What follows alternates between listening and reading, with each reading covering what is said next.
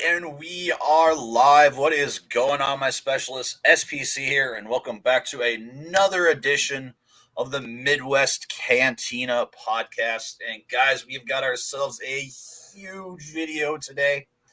Today, we are going to be talking about all of the announcements and everything that happened at Star Wars Celebration 2023.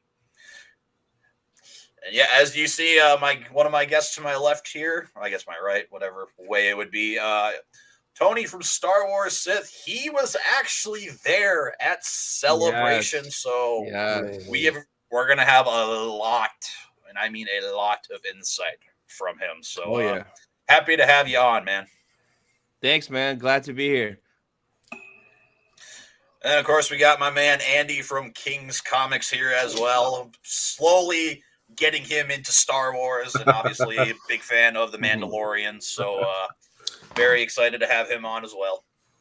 Always a pleasure, Austin. Thank you so much. Anytime, man. And actually, Austin, we got a special guest today because my man Brandon, who has joined us for a podcast episode or two, is starting off his own YouTube channel. Brandon, you want to give yourself a shameless plug? Yeah, so I'm Nerdy Leon. So just a play on for One Piece, just a Star Wars anime channel. Just come hang out because talk nerdy because my wife doesn't want to. So so just come hang out. It's just kind of relaxed. Everything you can think of as far as nerdy. Might do some vlogs at some conventions. So, yeah, thanks. Glad to be on. And I did put it here in the chat, so you guys can go check out Brandon's channel. Make sure you guys give him a follow. Send him some of that SPC and King's Comics love. And Star Wars Sith as well. Yes. Yeah. So, all right, guys. Star Wars Celebration. What a gigantic announcements we received for 4 straight days. I think we had someone. Austin, weren't you saying that someone here attended Star Wars Celebration, like in person? Yeah, Tony over here did. Oh, that's right. Yep. He's wearing all the merch and everything. Yeah, so, it was Tony. amazing. Let's start off with you, man. I gotta hear it. I gotta hear about your Star Wars Celebration experience. So it was just an amazing experience. It was my 4th celebration, but my first one internationally, which was dope. And there literally is no difference. It feels the same. Like everyone's a fan. It's the same vibe. Amazing cosplay. Everyone's nice and friendly. So if you've been to one of this, it's the same thing as over there, except for 80% of the people have accents, which sounds awesome. But all the actors were there. The panels were great. We got to see a lot of stuff. Some stuff released to the public, some stuff didn't. And like they came through. The biggest thing I was worried about was the movie announcements. Was like the biggest thing. I was like, oh, don't mess it up. I was so worried. I'm sure we'll get into it in more detail, but with what KK came out and gave us, I was like, okay, I feel good. I feel satisfied for now. So yeah, man. Yeah, I'm fingers crossed that these movies are actually going to be happening. Yeah. Yep. You know, I think that's funny when you mention that because there was this there was this joke a little bit back about how DC would keep announcing films and they would keep canceling films. And they were like, when Marvel announces films, it's like they probably got like 2 or 3 more films in the works. But I feel like with Star Wars, it's kind of at that DC. It's cinematically, it's kind of at that DC level where they announce stuff and then they kind of go back on it. I don't know. What do y'all think? Is that accurate? It's just a lot of politics, man. Like I just feel like every time I hear something, it's all politics. You know, it's like the writer where they moved away from a writer, they moved away from a director, they pulled a director in, and it happens all the time. And it's just like Marvel. I don't know if just Marvel just has their stuff together, but whatever. It just happens. It sounds like it happens all the time. I'm not a big fan of Kathleen, so it's whatever though. But I am excited Dave Filoni is taking those reins and having more control. So yes. Oh. I think at this point that's probably the best decision that Lucasfilm can make right now. yes. Yeah. Well, I think it's the wombo combo of like Dave Filoni and Jon Favreau. Honestly, I think Filoni's definitely like carrying the weight, but I think Favreau, kind of like with the MCU, oddly enough, has like kind of kickstarted everything in the right direction. Yep. I would agree. I mean, you did word it perfectly. I mean, yeah, they are a little similar to DC. I mean, obviously, especially over the last few months, we've seen either directors walk away or writers walk away due to just differences. That's kind of nothing new that's happened here in Star Wars. I mean, it happened with Rogue One. It happened with Solo. Obviously, it's happened with all these other projects that are she quotes are still happening, which I kind of find a little hard to believe, especially the Rogue Squadron that I've been waiting for like 2020 when they dropped that trailer. Well, what is it? Rogue Squadron and Skeleton Crew, and well, actually, that's kind of like more political, right? With the Gina, whatever her name is. I don't know. Gina, the Rangers of the New Republic. That's what I was. My bad. Yeah, that's what I was thinking of. Rangers of the New Republic. Thank you. Yeah. So yeah, guys. Like I said earlier, I think I'm still missing some stuff. Obviously, Tony's going to be kind of my backup here since obviously he was there. If I'm missing on anything, I kind of wanted to go, and this is just my opinion. Obviously, I'm sure you guys might have some different ones. I'm going from like least excited to like what I'm most excited for. So just the thing I want to start off with is this year is the 40th anniversary of what some people hail as the best Star Wars film ever. That, of course, being Return of the Jedi. That film is turning 40 years old this year, and I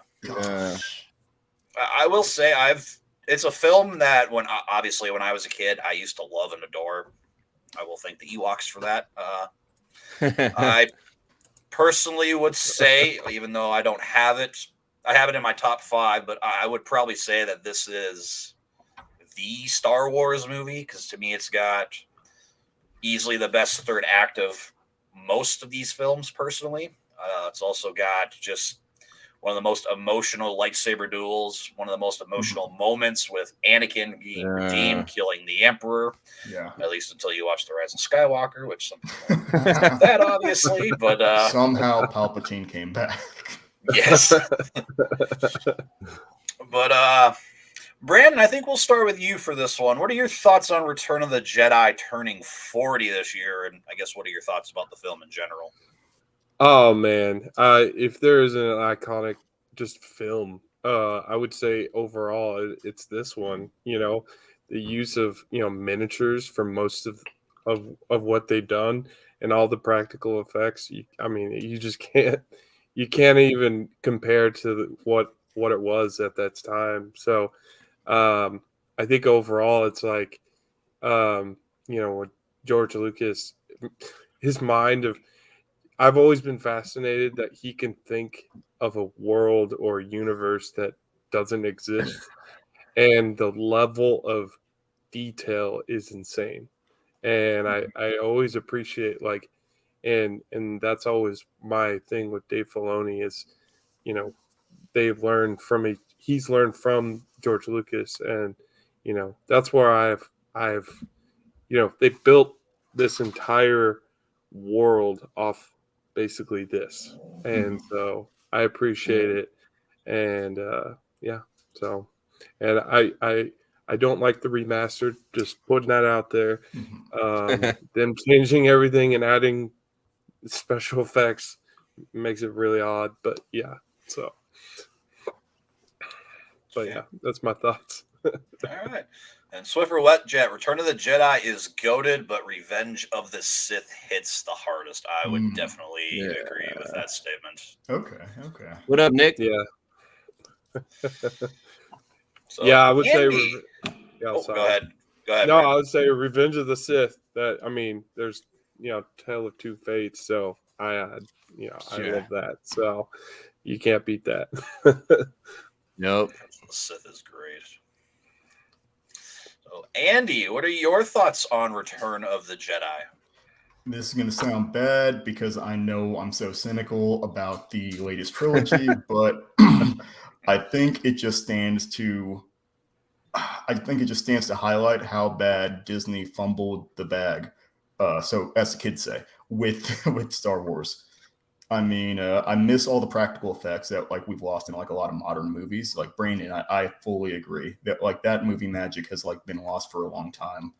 I mean, don't get me wrong, there are modern films that do that. I'm not like saying no one does it anymore, but I think by comparison, right, there's just so much of that magic that's gone from like the Star Wars we all knew growing up, or when we were all kids, and it's like, oh, these movies came out 20 years ago, or do they still hold up? And they were still just a lot of people's introduction to sci-fi and space operas. So I don't know. I think it hits kind of hard to I'm 30, so it hits kind of hard to be like, oh wow, I was like, this movie was out 10 years before I was born, like, and still holds up. So yeah, and it's cool because it sucks because you've seen how Disney has Disneyfied Star Wars. And it's just sucking all that money out. So sometimes, but yeah. And Tony, your thoughts on Return of the Jedi? So it's probably one of my favorite movies. It's in my top 3 for sure. Wow. And Star Wars or favorite movies? So my number 1's Revenge of the Sith. Revenge of the Sith. Then A New Hope for me, just because that's what started it for me. That's what hooked me in back in the day.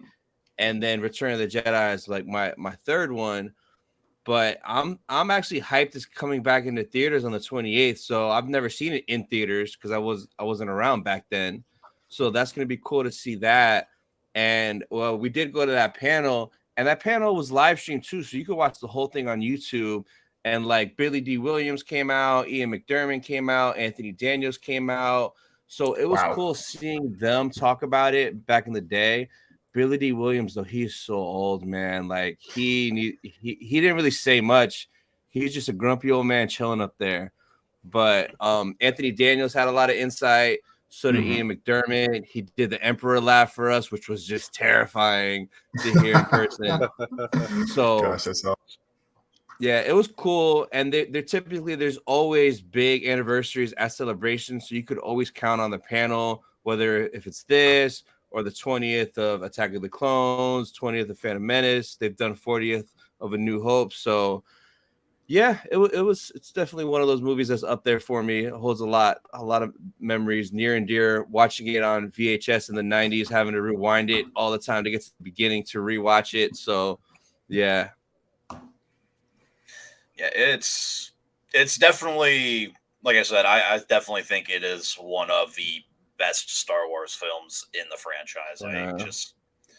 To me, it's peak Luke Skywalker, obviously. And I'm just a sucker for green. Like, I love his green lightsaber so much. And I mean, the introduction to fully get to see the Emperor and see how he interacts with Darth Vader and stuff. And I noticed, I guess I never really caught it because I guess I haven't watched it much since Mandalorian's come out. But that whole first like 30 minutes honestly feels like it could be like a spin-off episode of The Mandalorian to me. It's just fun at the beginning. Yeah. And I think that's kind of like why The Mandalorian is so cool, is it feels like it, like at least in the beginning, captured some of that pure, like kind of the pureness of like what Star Wars used to be. Right? Yeah. Like I said, the space Western-esque, like space opera-esque, like just kind of like, it starts at such a small level and then it spirals up to something that's like, oh, like the fate of the galaxy is now like starting to depend upon my actions. Yeah. We got Danny Fandoms here. Howdy, everyone. How are you doing, man? Welcome to the stream. That is an incredible name. Wow. I love that. Then we also got the Fandalorian. Let's go. What up, Fandalorian? Let's go. Oh, man. That's awesome. So, guys, the next thing I want to talk about is A panel I didn't even think was honestly going to be there, but I'm glad it was because it's a show that I've definitely come around to and have really been enjoying. And that is The Bad Batch. Ooh. We're getting a third and final season of The Bad Batch. Whew. I'm gonna be honest. And- I have not finished the first season of The Bad Batch. I know that's gonna come back to bite me in the butt. But yeah, What are your no, thoughts you've seen? I've got no stake here. I liked what I've seen of The Bad Batch, but this is gonna sound so dumb. I'm so used to like watching anime and like 2D animation that like watching 3D animation still like messes with me a little bit. I know that is so dumb, but yeah, I haven't watched it, so I have the least amount of stake here. I thought it was a nice announcement, but I don't think I have as much stake as y'all do. Okay. I think overall this is the best animation I've seen in a Star Wars show. Oh, yeah, by far. I think Bad Batch is not my. It's probably third because out of Rebels and Clone Wars, it's just hard to get into a little bit because it's just it's like the adventures of Bad Batch. That's what it's like. There's not really like a driving story really. I haven't finished season 2, but I know there was a critical character's demise. So yes, and I'm so I don't want to spoil it, but I know that happens. So I'm not looking forward to it because I love that character a lot. So, I'm not really, yeah. So, but overall, I'm excited. I do like. There's some mysteriousness with it, which I always appreciate with Star Wars. Always have some type of mystery, but overall, I have very little. I don't really like Bad Batch much, so yeah. Yeah, that's fair. Danny says, King's Comics, I'm loving that Infinity Gauntlet poster. Got the same one and just got it framed. Nice. Actually, our mutual friend Sean Chandler from Sean Chandler Talks About gave it to me. And I mean, I love it too. I've got it alongside my poster of, it's like a minimalist poster of Seven Samurai and a poster of like Big O, which is this robot anime I loved watching as a kid. But thank you, Danny. I appreciate that so much. And then Tony, I figure you probably like this because it does tie in pretty well to Revenge of the Sith and obviously the final 4 episodes of the Clone Wars. So what are your thoughts on the Bad Batch? So Bad Batch, I hate it and love it. So it's either really, really good or like a boring filler Sid mission. So at the end of the day, I still like the show because at least half of the season it's like really, really good, and I just forget the other half of filler episodes. Even with this last season, when it was going at simultaneously with Mando, there was a couple times where the Bad Batch episode was better than the Mando episode. I can say at least 2 or 3 times. I watched both, and I'm like, the Bad Batch episode was better than this Mando episode, and I was shocked to say that. Like, I was super shocked to say that. So, being at the Bad Batch panel, D. Bradley Baker, who voices every clone ever, he was talking about that one specific person that we lost, how he has such a connection to him and how it was tough, like, losing him and not being able to be him anymore. So you saw how deeply connected he was to that character, which was crazy to hear him and that emotion of him talking about that. Wow. And then they announced season 3 and we got a trailer, which didn't come out. So I was shocked that they gave us a trailer because I'm like, I didn't think they had anything done. So I'm like, how much could we see? Yo, we saw a lot. There is a lot done of that season. The teaser trailer that they showed us showed a lot. It looked very dark, gritty, and gloomy.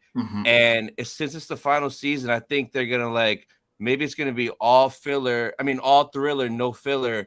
Because everything we saw was great. And like Clone Wolf is gonna be in it. We saw him, and we saw Fennec Shan in it too. So those were the two coolest things that I was like, oh, Wolf, oh, Fennec. So it's gonna be a banger of a season, especially to end it, because there's really no more room for filler. Like, this is it. Austin, Tony, y'all mind if I ask y'all a question? Yeah. Tony, you brought up an interesting point of like you said, filler versus thriller. Oh yeah. I think part of what turned me off of the Bad Batch was like kind of, I mean, obviously like that whole animation argument I made before. Tony, I think you encapsulated my main thing. Is it felt like some fluff? You know what I mean? It felt like it was sequestered off from the rest of the Star Wars universe, like it tucked away in its own corner. Like, does it kind of, Austin, this is for you too, does it kind of expand past that scope? I guess, Brandon, you've like watched some is like more than I have as well, so you can. Yeah, I touched on it a little bit. It's like it feels like the adventures of the Bad Batch, and it's like there's not really a plot. It's just like, oh, they're gonna do a heist here, they're gonna beat Hera here. You know, it's like, and I'm like, cool, but like, there's not much. Like you know, there's not much there for me. So I'm like, I'm not like a big fan of it. So. Yeah, the filler ones, like if it feels like a filler, you can skip it. But the ones that hit, like with Cody and with the Emperor and with Crosshair and Echo and Rex, it's like those are like peak. Like I said, a couple of those episodes were better than the Mando episode of season 3 that aired that same week, which is crazy to say. And even like, there's some fire stuff in there though, but once you get through all of it, then you'll appreciate the good ones, and then you'll forget the filler ones. Okay. Yeah. I definitely say that the first episode is like the best of the show so far. Like, I just love how it ties into everything we see in Order 66, Mandalore, Order 66, and all that. Getting to go back to Camino and walk around the facility a lot more than what we got in Attack of the Clones. And but I do agree. Yeah, there's a lot of just like, oh, let's go here and do this mission. Let's go here and do that mission. But when it actually, like, for me, when it focuses more on like the Empire and them slowly rising more to power, and how Crosshair is trying to do that as a clone, how the clones are slowly getting faded out from the Empire, like that's when it's really just it peaks. And then you get 4 or 5 episodes of just little side missions for Sid, and it's like I can live without this. Yep. Save the baby Rancor. Yes. Yeah. Yeah. But I mean, I'm both excited and sad that Bad Batch is ending, because I do like it quite a bit. I don't think it's like abysmal. I don't think it's the worst thing that Star Wars has ever produced, but it's definitely the weakest of the 3 animated shows. I guess 4 if you want to count in Tales of the Jedi, but I'm not ready to be hurt, because I still stand by my statement that I really didn't think we needed a show focused on the Bad Batch. I mean, I think they were fine for what they did in the show, but I didn't think that they were going to be good enough to helm their own show. And for the most part, they do. I would definitely say Crosshair is probably my favorite clone out of all of them. I love seeing his internal struggle throughout the show. Yeah. I do have to admit, I did really enjoy Crosshair's character. Just because there was so much friction and tension between him and the rest of the clones. So I think even in that first episode, there was so much of a surprise that his character like turned, because I was just not, what does he say? Good soldiers obey orders. Like, I was really not expecting that. Good soldiers follow orders. Yep. Thank you. There we go. Oh man. Aggressively relaxing. That's an interesting name. People call Professor Huang a filler episode, but for some reason he was the closer for the Ahsoka trailer. So actually, I think stuff like that, comments like that, thank you, aggressively reacting. Never mind. That makes me want to go back and watch The Bad Batch because it does give some more clout and some more implications of how it will build into Ahsoka. Because I think things are pointing towards Rebel and Clone Wars, but it feels like all three animated series tie into Ahsoka very heavily, which is really cool. There are even sometimes too, while I was watching, just like with Tony, I was watching Mando and Bad Batch, back to back. Yeah. There were even sometimes with like the cloners, like sometimes it would even kind of tie in a little bit to whatever the episode was. So I was like, man, this was actually kind of smart the way they did this. Yep. Because then it just made me more excited for the next week of actually seeing Bad Batch and maybe seeing how that was going to tie into the next episode of Mando. Yep. So very, very exciting. The next thing, I'll be honest, I have unpopular opinions about this show, but let's freaking go.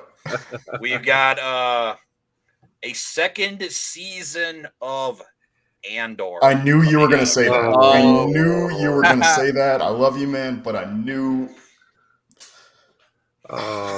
Why? Just tell me why. Well, before we do that, I want to go to aggressively relaxing. The next comment, world where they dragged Boba Fett out of the Sarlacc pit 39 years later. Be careful what you call filler. It could end up being the One Ring. He's got, one, I'm glad that you can pronounce that without stuttering, Austin. But two, that's kind of where the Marvel or MCU-ification of things comes into play, right? Is like having to keep your eyes peeled for references or allusions constantly in these different shows. And I'm not saying that's a bad thing. We've kind of talked about that in our podcast previously, but it does mean there's a lot more history or like research needing to be conducted for you to fully enjoy every series and every episode rather than just thinking it's filler automatically. Yeah, that's kind of how I feel about the MCU is like, I feel like certain movies, you got to go back and watch like 4 or 5 different movies to understand what's going on in this movie. It's like, I can't do that. That's why I'm like 10, 11 shows / movies behind in the MCU right now. Yeah. Yep. But Andor, I did like the show. Is there really a need though? Like, it's kind of what I thought because I will be honest, I am not a fan of Cassian Andor at all. I do not like him in Rogue One whatsoever. Okay, well, simmer down. Brandon, it looks like I broke your heart. I apologize, but yeah, I when I heard that there was a show coming out about Cassian Andor, that was my first thought was why?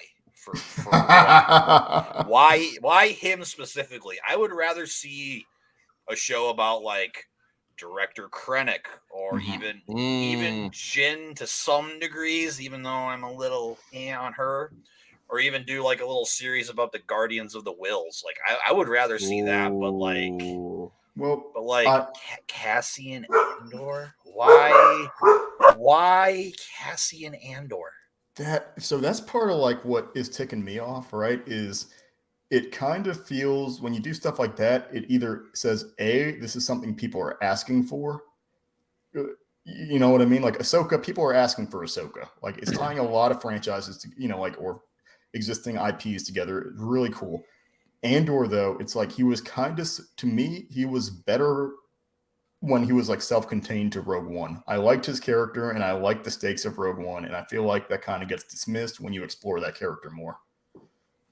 I know that's like a weird take, but I mean, everybody's got their take when it comes to that. But I mean, like I said, I didn't mind the show. Yeah, it does look very, cinematic because I know that's one thing a lot of people had criticism on the Obi-Wan Kenobi show was that the Obi-Wan show looked cheap and a show about a guy who we barely know about, and that show had like literally looked like it should have been a movie. Yep.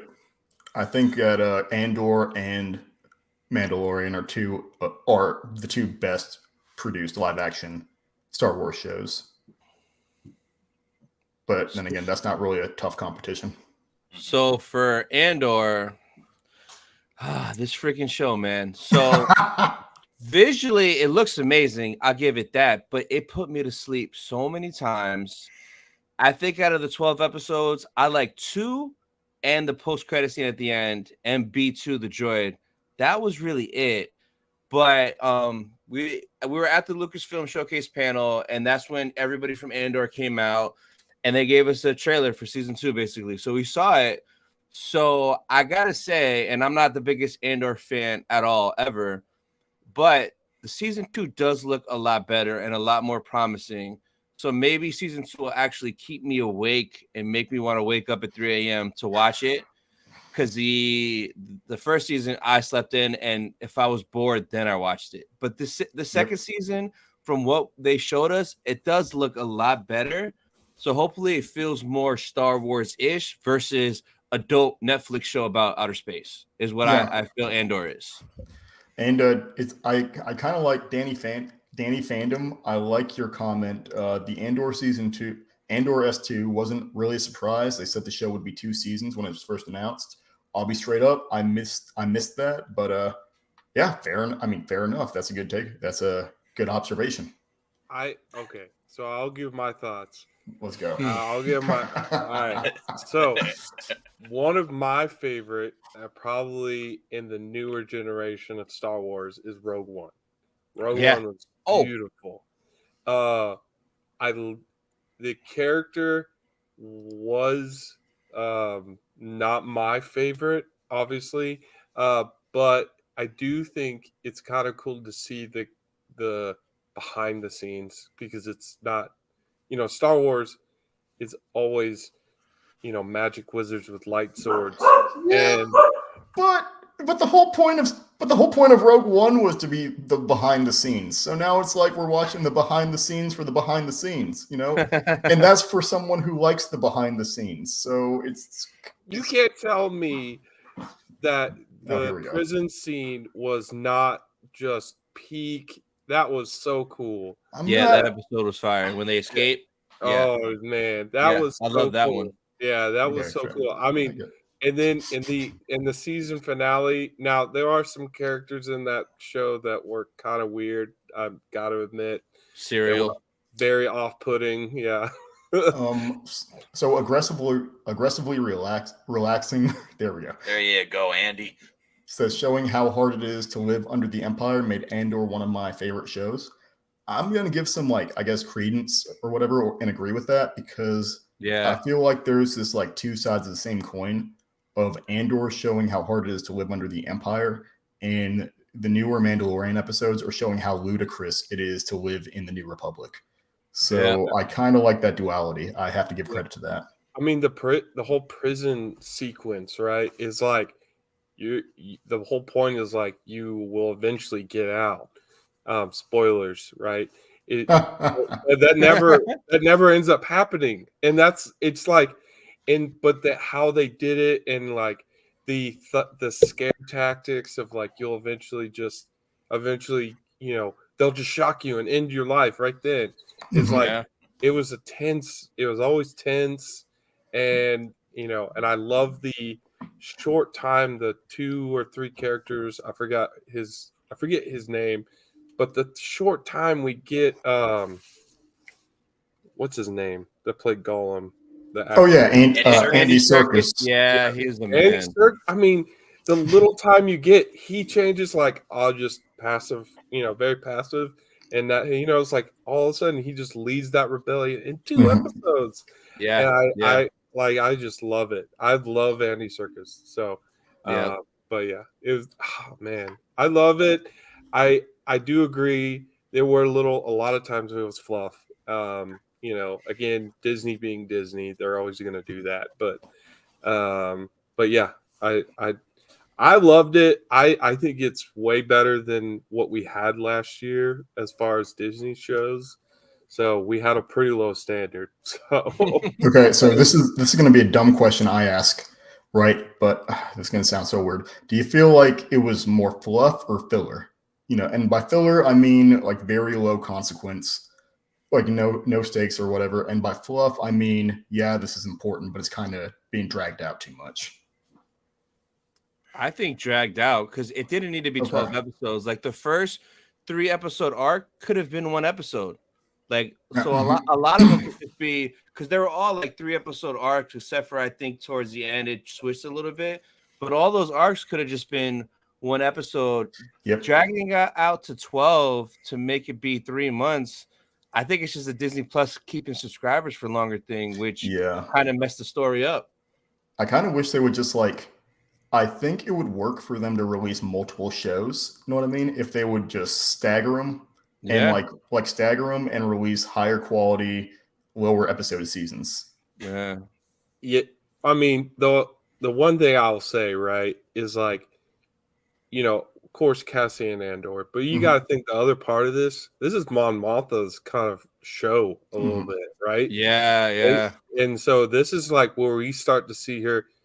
She did some ruthless things. I mean, when she was about to get in trouble, she just turned everything on her husband. That was pretty some ruthless, right? Shady. But like that, I mean, that kind of showed like, a little bit of like both sides are not good. Yep. Like they both had to do whatever they had to do to get what they wanted. So yeah, I loved it. So all's fair in love and war, man, or something like that. I don't know. I'll forgive you, Austin, on this one. Okay, well, I'm glad I can be forgiven. I mean, like, I'll still watch the show. I'm sure. Like no joke. It took me 3 tries to get through the first episode. Dang. So I get 20 minutes in. I'm like, this is just what's even going on? That whole little like the security guy, I did not like him at all. I hated seeing him living with his mom, basically getting up every morning, her lecturing him about the way that he's living his life. It's like, who cares? And then he finally kind of makes a little bit of a difference towards the end. I mean, obviously, I'd assume we're gonna either see him maybe join the Empire after saving what's her face, because I can't remember anybody's name in there except for Cassian Andor and the droid, because I love all the droids on all these shows. What's wild is that I had a similar experience trying to watch The Lord of the Rings. I tried to watch it when I was in middle school, fell asleep. Tried to watch it when I was in high school, fell asleep. Tried to watch it when I was in college, fell asleep. Then finally I decided outside, like when I graduated, I grabbed like a dozen Red Bulls, set aside like 8 hours of my Saturday and watched all 3 in one go. That has nothing to do with Star Wars, but I empathize is I guess what I'm saying. Anywho. That's peak childhood right there. Yeah. Young but retro. Hello there. Oh, what's up? What's up, Young but retro? I think I met him at London Celebration. I think it's one of my subscribers. I ran out to him over there, which was cool. Nice. That's sick. Yeah. So yeah, that's pretty much all I have to say about Andor. I'll watch it. I'm not overly excited. Honestly, I really thought about making this just the first thing we talked about. Yeah. Again. Yeah, Andor's tricky. Either people love it or they hate it. There's like no in between. It's either one or the other. Yeah. Can we? Yeah, no, my bad. I'm thinking about something else. Please continue. Okay. Yeah, I mean, there are even a lot of people who said this is the best show out of everything Disney's put out. Yep. Yeah. Yeah, it was highly rated, right? Well, I think it's because sometimes, like, I feel like a lot of people are viewing it critically, like from a cinematic and a critical perspective versus from like a Star Wars fan perspective, maybe. Yeah. Yep. So, guys, the next thing is Tales of the Jedi Season 2. I guess I don't know who here has all watched. I'm assuming Andy. I'm assuming you probably haven't. Have you watched Tales of the Jedi? Tales of the Jedi, no. Star Wars Visions, yes. But we're gonna talk about that later. Wait, why? What'd I do? Tales of the Jedi is better than the whole sequel trilogy. I'd rather watch that than the whole sequel. Bro, watch Tales of the Jedi came out during Andor, and after I watched Tales, I said, "This is Star Wars. I'm not watching Andor anymore because I'm happy right now, and I haven't had that happy feeling." Bro, watch it tonight. You won't regret it. They're short too. Yeah, They're short. Yeah. Yeah, I think they're only 142. Damn. Dang. Thanks for stopping in. Yeah, it's late you. over there. That is commitment. Young but retro, you're a real one. Yes. Yeah, I mean they're not very long episodes. They're only what, like 10, maybe 10, 15 12 minutes long. minutes. So Yeah. that's like my attention span. That's but but they make use of every minute. Yeah. The Dooku stuff is Oh. the best. Like, my God. I'm gonna say this: I wasn't overly impressed with the Ahsoka stuff. I like the second episode of hers the best. Yeah.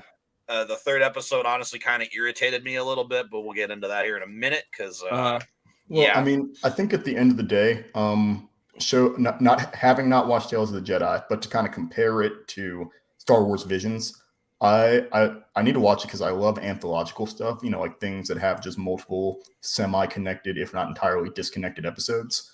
So I like that idea because all it takes for me is to appreciate like one episode out of that whole series, and it's worth it to me. Yeah. So that's cool that we're getting a second season, and now I need to watch the first. The third episode, though, is the one that's going to blow your mind with Dooku and Yaddle. Oh, it's Revenge of the Sith. The music. Oh, my God. Dang it, Tony. You have to watch it. Watch it. All right, bet. Okay, fine. That's a bet. I'm going to watch it tonight after I finish updating my settlement in No Man's Sky. So I am stoked. That's yeah, awesome. I will say I love how it does expand on Dooku because I always thought it was just kind of weird how he just kind of popped up in Attack of the Clones. Like, oh yeah, he used to be a former Jedi and now he's a Sith, and it's like, yep. Okay, how, why? And here they show you what makes him do that. His whole turn. Yep. See, it hits, man. Like it hits hard, and I have a new love and a new appreciation for Dooku. Yeah. Yep. Yeah, I didn't realize how close of time frame that is. Yeah, between the first two movies. Yeah, I didn't realize how close that was. So it was. I loved all of it because I'm always a big fan of Ahsoka, and Dooku. Sorry, My Hero Academia. Dooku. Obviously, kind of a character that just came out of nowhere in the movies. So it's cool to see his story. So and Qui-Gon and man. That's when it hits hard for me too, is when Qui-Gon pops up and it's like, you know what's gonna happen, and then it gets to the next episode and you're like, oh dude, no, please. And Young but Retro, after Tales of the Jedi Season 2, they should do Tales of the Sith. Yes, likely focus on Son of Dathomir and Dark Disciple. If they were to do that, it would be perfect. Yeah. So yes. So if they did Tales of the Sith, what I would love to see, if they do Tales of the Sith, I would love to see like at least one Starkiller episode. I know that is such that'd be crazy. I know that is such a high hope, but like all it needs is a one-shot episode. You know what I mean? Just to like give fans the validation that Starkiller is confirmed canon. Yeah. I love that. Oh man. And then aggressively relaxing again with a library card and the app Libby, you can listen to your area's collections of Star Wars audiobooks for free. So nice. I'm going to give a quick plug for Libby. It's actually how I read most of my comics and manga legally. But I highly recommend it. It's got audiobooks. You can have multiple library cards from different libraries like synced up to it. And you can get audiobooks, and you can even like read some comics and books that you download from it in your Kindle app. So nice. So it's really cool. And that's what I'm talking about. Libby is the best. I'm reading all sorts of explicative redacted. Thank you, aggressively relaxing. Yeah, I mean, obviously, Tales of the Sith, I think should be a direction they go next. Yep. I'd love to see just anything Tales, like Tales of bounty hunters, whatever. Tales of smugglers. Tales Yeah. of aliens or Wookiees or whatever you want to word it as. Like, Well, and that's expand the universe, man. Yeah, and that's where the great thing is like you don't need this filler fluff in the middle. We just want to hear the story. It's like I could care less if we're saving Rancors, and it's like give us something we want. And I get it that they're trying to appeal to a younger audience a little bit, but it's like, man, come on. But I think that's why I like The Mandalorian versus or something The Mandalorian did right versus Bad Batch for me, which is both of them were spun out of the Star Wars universe, but the Bad Batch was connected to a major event in the Star Wars canon, right? Order 66, whereas Mandalorian from the start was like stated to be like its own kind of thing. So I think that helped it stand on its own footing and nothing was filler because it was its own isolated thing. Whereas Bad Batch was spun out of like a huge, huge thing. So it doesn't feel like there's a lot of consequence coming out of something like Order 66 and the elimination of clones. I guess that was something I didn't really touch on yet with Bad Batch 2. I'd love to see clone troopers versus stormtroopers, like a big war between them. Yeah, that'd be cool. I mean, I feel like that's where they're going. So obviously, we'll find out next season. So some exciting stuff. But Tales of the Jedi Season 2, I'm pretty excited for it. I'm more curious of what Jedi they're going to focus on. Yeah. Well, I wonder, maybe for some of y'all who are like more like the Star Wars like legacy, is that what it is? Like what they did with like the Star Wars expanded universe, like Legends. Thank you, Star Wars Legends. Do we see any of that stuff becoming more canonized, or has that already happened with Tales of the Jedi? As someone who has not watched it, I think with Tales, it's honestly just more Clone Wars. It's just Dave playing in his toy box with his characters for the most part. So, and it's kind of like watching the new Bad Batch animation, but with the Clone Wars characters. So I'm sure I wasn't at the panel where they announced it. My boys were. It was at the Clone Wars panel where he announced Tales Season 2 is coming. And the reason he wanted to do it is he saw everyone's having fun doing Bad Batch, and he was like, I want to do that with that new animation style. That's exactly what he said. So that's why he wanted to do more Tales. So it's probably going to be similar to Tales because Tales was 6 episodes, 3 about Dooku, 3 about Ahsoka. So it's probably going to be 2, maybe someone like on the light, someone on the dark, maybe, I hope. But they didn't announce when or who it was going to be yet. So I would love this if this new season would be about Obi-Wan and Anakin. Yeah. Maybe see like Anakin's early stages of Vader, like right after we see him at the end of Revenge of the Sith. Yeah. Or Anakin between episode 1 and 2, him training with Obi-Wan. I'd love to see like all of that. Yeah. That hasn't been explored yet much other than like in books and stuff. True. Yeah. Maybe we could get the Cata pneumonia incident or whatever happened there. Oh yeah. That'd be perfect. I'd love to see that. Yeah. Oh yeah.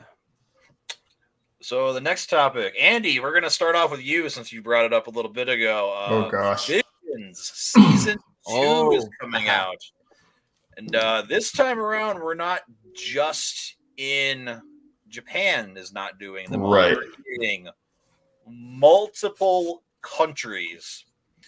So before we get everybody's thoughts about Season 2 coming up, Andy, again, we'll start with you. What's your thoughts on the first season? Well, with the first season, I thought it was just I got Love, Death, and Robot vibes. If y'all have seen Love, Death, and Robots, which has like just a bunch of different non-connected episodes, like animated by different studios and directed by different people. And I think it worked really well in the kind of being like an anthological series.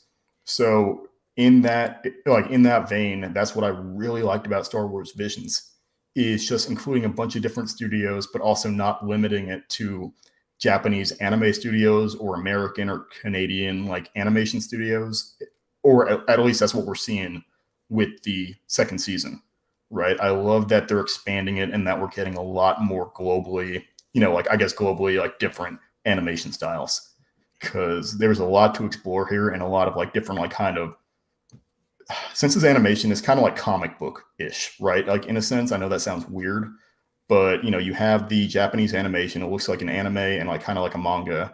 You have like European style animation, which almost looks like kind of a little bit more stripped down, like stuff like Bande Dessinée, which is like Franco-Belgian comics and stuff like that.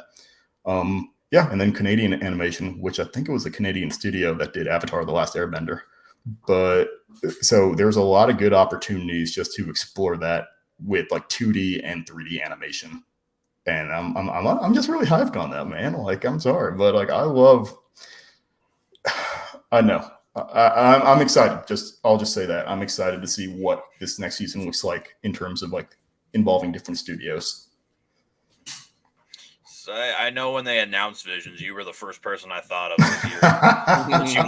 since you love animes and mangas and stuff. I'm like, this is right up Andy's alley. This might be his favorite Star Wars stuff ever. Well, the thing is, I honestly need to double check and review like I need to double check the announcements of studios involved, because sometimes you like watch animation and you don't realize they've been animated. Yeah.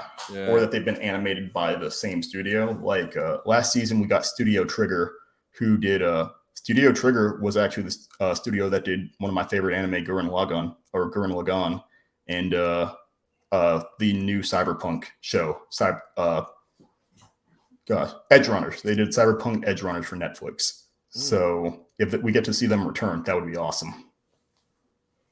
Interesting. What was your favorite episode out of the first season? Man, I think it's going to go to the samurai. I know there was like a lot of debate over whether his like lightsaber was or samurai or Ronin. Ronin. Thank you. It was Ronin. Yeah, I just love like I love like kind of chaotic lightsabers. Like the ones that don't conform to like standard lightsaber rules or expectations. So I think him just having like this weird lightsaber that's always on, so he has to use a legitimate sheath for it, was really cool. I don't know. So yeah, the Ronin is my favorite episode out of season 1. If I do, I think I'll do a rewatch and reassess afterwards. But that was my one takeaway, especially with Star Wars having a lot of samurai film and Japanese, like old school Japanese film influence. Okay. And Young but Retro, I'm excited for the Aardman episode of Visions, as their other franchises, Wallace and Gromit, Shaun the Sheep, highly popular in the UK. Nice. And then we got Second Street Marvel here. AG Lax. I don't know what that is, but it's here. There's bound to be trouble. And I definitely agree with Swiffer here. The Ninth Jedi was top 2. That was my favorite of that whole entire season. Gosh. Heck. I know. I think I'm just excited to see this, but I do have to admit there is one project I'm excited for more than Visions. Okay. And we can circle back around on that after this one. Yeah, okay. I gotta watch Visions. I haven't watched it yet, so it looks really intriguing. So yeah, now you guys have got me really having itch, so I need to watch it. I might change my mind about Andor, but anyways. No, I think it's fair to say that Visions and Tales of the Jedi are kind of doing a better job of what Star Wars fans want in terms of having more episodic, like less filler, less fluff stuff. Yeah, right to the point. Yeah, exactly. It's right to the point, and it gives people a like straight up injection of Star Wars media that keeps them vested in the universe by and large, not just bored watching every show that's cranked out. And then Tony, your thoughts on season 1 of Visions? So I love the Ronin. So Visions is cool. They're all unique. I remember when I went through it, I liked half of them, and the other half I'm like, okay, it's cool, but it's not my favorite. But then the ones that I did like, I liked. So I was glad that they announced it, and we got into the Visions panel at Celebration. So they actually all 9 studios, they brought out the directors from all 9 studios. So they brought them out 3 at a time, and they're from everywhere, from all countries, all over the world. Like I think one guy was like from like Scotland or Ireland. One guy was from like South America. I think there was one lady that was like an Italian place, and then another foreign place. So it's all, I think they hit like almost every single continent, which was cool because they showed us a map of the world and where the studios were from, and they're literally on every single continent. So it's going to be a unique mix. And we got the trailer, which the trailer was fire, but spoilers, they let us watch a full episode. So we got to watch, we watched the one that's called I Am Your Mother. So in the trailer, it's kind of the one that looks like the Pixar. Huh? Oh, please continue. Sorry. Yeah. So in the trailer, it's kind of the one that looks like a Pixar animated Despicable Me cartoon style one. It was that one where they're like racing in their little ships and stuff. So it was cool. It was like a cute, funny, more like childish one. It wasn't like the best. I know it's not going to be the best one, but it was still cool to see a full episode early. But I have a feeling that one that's titled The Sith is going to drive me crazy because that's the one you see at the beginning of the trailer with the guy that looks like Malgus lighting up the red blade, dragging it on the floor, and then going to fight that Jedi lady. So I think this season's going to hit really hard. And the animations like look very unique and crazy and different for every single studio. Yeah, I mean, that one you were just talking about, the Sith, that animation just reminds me of Into the Spider-Verse. Like, I even said that in my trailer reaction. I'm like, that looks almost literally like it's from Into the Spider-Verse. I love that animation too. That comic book style video game. Mm-hmm. There are quite a few of those episodes I don't really want to use the word hesitant to watch, but they look almost a little too childish for me. That's kind of my more concern with this upcoming season. Yeah. But like, I'm alongside with you, man. I think I liked about half of the episodes of season 1 of Visions. Like, I just was starting to get invested in the characters and what was going on, and then the episode was over, and I'm like, I want more of that. Like the Ninth Jedi. Like, I would have loved an entire season of that. Well, and I think that's all. I think that's part of why it's nice to have things be so episodic, is because then it's like I forget who said it, but it doesn't overstay its welcome. So because sometimes it's like, oh, people want more of this, and then it kind of ends up spoiling it because you tack too much onto it, which is almost what we have going on with this season of The Mandalorian, if I'm being honest. Yeah, and that hurts me to say. Yes, me too. We got Ethan Peterson here. What's up, Ethan? I'm excited to catch up with the series as soon as I can afford Disney Plus. I think there's illegal websites out there you can watch it for free. Yeah, I would highly recommend having one streaming service, finding a friend who does not have that service but has Disney, and then trading passwords with them. Smart. That's more legal. Modern problems, modern solutions, you know? Yes. Second Street Marvel Visions is cool. Wish they were a little bit longer, like I've said as well. Aggressively relaxing. It's a beautiful night in Georgia, and I cannot complain. Did you read Hickman's Secret Wars yet? Second. I would love to hear some theory crafting off the back of that. Interesting. So if we're talking about the same, I know he's like, so aggressively relaxing is directing that towards Second Street Marvel. But as an aside, I do recommend Secret Wars by Jonathan Hickman. I think that's kind of the direction the MCU is headed right now. Yeah, which is because they brought up incursions in the MCU, which plays heavily into Hickman's Secret War, but also plays heavily into Doctor Doom's involvement in the Marvel universe. So I think we're moving towards that direction of him being brought in to the MCU because Jonathan Hickman did a great job with the Fantastic Four and especially Doctor Doom. So there's that. I cannot wait for Doctor Doom, man. Oh, I cannot wait. Gosh, I think that's going to have to be a separate conversation, to be honest. Yeah, that'd be too long. Yeah, we'll have to do a Marvel We'll have to do a Marvel and MCU panel soon. Yeah, but gosh. And then Yoba Retro, damn, I wish I could have gone to the Visions panel, but I had a photo op at that time. Yeah, a lot of Nice. people did. My friend that was in the panel with us, she had to leave early because she had her photo op with the Clone Wars cast. And literally like 5-10 minutes after she left, they were like, all right, guys, wait, we're going to let you watch an episode. And then they put the episode on. Yeah. Did you get any photos with anybody? Oh, yes, I did. So I got and it's the first time they've ever done it ever in life. I got a dual photo op with Hayden and Hewen. What? So that was just crazy. And then the next day I got a photo op with Hewen by himself. But when I went, I was wearing a t-shirt with the photo op I took with him at Anaheim Celebration. So when I walked up to him, I showed him my shirt and I'm like, hey, this was from Anaheim. This was your first convention. He started dying laughing and he was like, man, that shirt is awesome. That was the greatest thing ever to have Kenobi say that to me, man. Like, wow. Yeah. I think I need to save my money, man. I need to go to the next celebration. It's in Japan in 2025. Tokyo.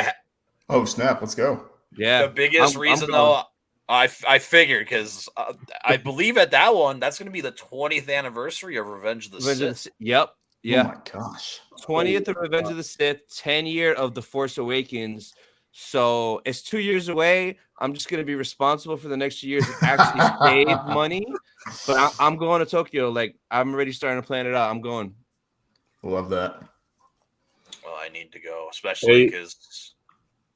Oh yeah, Austin. If you want to see Hayden, he's going to be in Dallas Fan Expo in June. So, go see him. I highly recommend it, bro. He is an angel. I saw him at MegaCon before I went to London. Nice. Just because the photo op was like cheap, like $50-$60 cheaper here, so I did it here.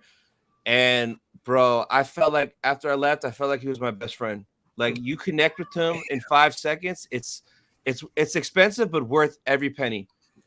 Guaranteed. Yeah, I was thinking about it. That's on my list. I'm like trying to all my conventions. I'm like, yeah, I gotta have all my money ready. Yep. And he's expensive. I will say that, but it is. But I can tell you, you will never forget that experience in your life. Man. Yeah. All right. So I want to derail a little bit because I want to talk about I think my personal favorite announcement. How do we feel about James Mangold directing a Star Wars film? So he's the Logan guy, right? Yeah, he did Logan and Logan, 310 to Yuma, Walk the Line. Oh. I had his Wikipedia page pulled up because I wanted to talk about it. But yeah. So I don't know. I've got my thoughts. What do y'all think? I mean, I'm fine. I like Logan as long as it's like badass like that. I'll take it. Yeah. Yeah. Well, because Brandon Austin, what are you guys thinking? Sorry, what movie was it? I apologize. Dawn of the Jedi, right? The first Jedi ever or something like that? Oh, Dawn of the Jedi. Yeah. Ooh. Well, so this is like it's codename Star Wars 0 is the code name it's going under, I think. It's before the Old Republic. Yep. It's about the first Jedi, the story about the first Jedi. So this is before them being in twos. Yeah, way before that. Yeah. This is like 20, I believe they said 25,000 years before the Battle of Yavin. Yeah. Oh, I haven't really thought about it. If it's going to be that cool and that action packed, I'm down. So yeah. Yep. I like because we're talking like lightsabers where they're connected. Did they have like connected to boxes or battery packs in these? Well, like they had like power banks for their lightsabers, like kind I think sort of well, situation. like it's like as old as I guess they go back that far. I don't know. So we'll see. I guess so. I'm ready for it. If it's gonna be that like old, if it old timey, super old. Yeah. So I'm down. I would just like to see the experience of the very first Jedi. Yeah. Because I don't know why. Just a few months ago, me and the wife we watched Legend of Korra. Yes, nice. Because last year we finished Avatar. I finally watched Avatar for the first time. I remember you talking about that. Yeah, absolutely loved it. Especially I saw Dave Filoni's name in there. I was like, "Yep, I'm Yep. sold. I'm going to keep watching." And then, we were watching Legend of Korra, and I think it was the second season. They showed basically an entire episode about the first Avatar. Yep. That is the first thing that I just thought of was like, oh, a story about the very first Jedi. Like that would be awesome to see. Yeah, and for that, like I have no expectations or no thoughts about it because I never really thought of it, or like there's nothing that I have like expectations out of it. So it's like, yeah, just make a good movie. I'll be happy. True. I'm thinking that James Mangold, I'm kind of looking at his filmography here. He's got a track record of kind of like Western vibes. And even with the Wolverine, we had him set in Japan, and we had a little bit more of a samurai-esque vibe. So I think considering like Star Wars roots, he's got a lot of promise to bring like that kind of OG feel to a Star Wars movie. Nice, yeah. Interesting. So that's why I'm personally excited. Okay. Young but Retro, I got the Clone Wars quad, but James Arnold Taylor had left by that point. But I got a lovely photo with Ashley, Matt, and Dee, which I will cherish forever. Beautiful. Yeah, that's nice photo op, man. Really, really nice one. And then relaxing here, dude, you met Darth Vader. Awesome. Yeah, he's my best friend. Look, he's even my wallpaper. Oh, that's so cool. Yeah. So jealous. Besties for life. This was at Mustafar. Oh, that Mustafar. Young but Retro, I hope in Dawn of the Jedi we get a reference or appearance of Tar Vizsla as the first Mando Jedi. Dude, that would be sick. Yeah, that'd be sick. So sick. Aggressively Relaxing, also known as Agalax, says Star Wars has 2 chores IMO. 1, build a big bad, and 2, give heroes to beat that big bad alongside Rey. I think they're trying to create a quote-unquote ancient evil that we can watch do stuff through multiple eras.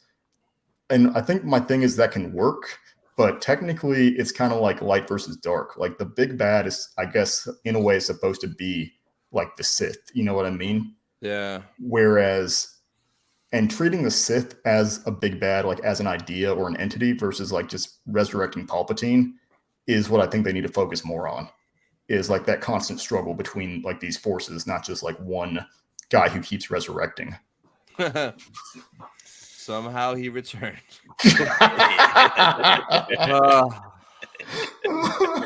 Oh, man. Dr. Mad Studio, for me, the David Prowse will always be Darth Vader. So fortunate to have met him twice. Rest in peace. OG, yep. Oh, man. So I'm going to switch these two around, actually, of the next two I wanted to talk about. But next thing I want to talk about, since we're kind of slightly on a subject of it right now, the Acolyte. Woo! Okay. Woo! Acolyte. So, man. Tony, I'm going to let you take this one over because I literally know nothing about this show except that player 456 from Squid Games is in this. So nobody knows nothing. And at the Lucasfilm Showcase panel on Friday, we learned a lot. We saw a trailer, and I can honestly say on Friday, I was more hyped for Acolyte than Ahsoka, which was crazy to say because I love Rebels. I love Ahsoka. Yeah. But Saturday, when we got that second Ahsoka trailer with extra, the hype went back up a little bit for Ahsoka. But for Acolyte, when she came out, Leslie Headland or whatever her name is doing it. I know nothing about her, but from how she told us her history with Star Wars, I was like, okay, you seem valid. You seem legit because she grew up watching the OG trilogies. She grew up watching the prequels and the movies. And before the prequels came out, she did read a lot of the books in the expanded universe in the 90s. So that was what she grew up on. So she seems like she knew her stuff. And she said the whole point of this show was to be before Phantom Menace, and to be with characters we haven't seen before. And she wanted to show a story from the point of view of the villains, is exactly how she worded it. And I was like, oh. And at this time, this is when all the Jedi are in their peak, but there's also a bunch of Sith too. And the trailer just looked so Star Wars. The Squid Game guy's in there. Trinity from the Matrix, she's a Jedi in there, which is crazy. Sigourney Weaver, or whatever her name is, Trinity from the Matrix, that girl. So, and then the little girl from Logan that was X-23, she's a Jedi in there too. And yeah, she's grown up, man. She's not that little kid no more yelling at Logan in Spanish. She's a grown woman with a lightsaber.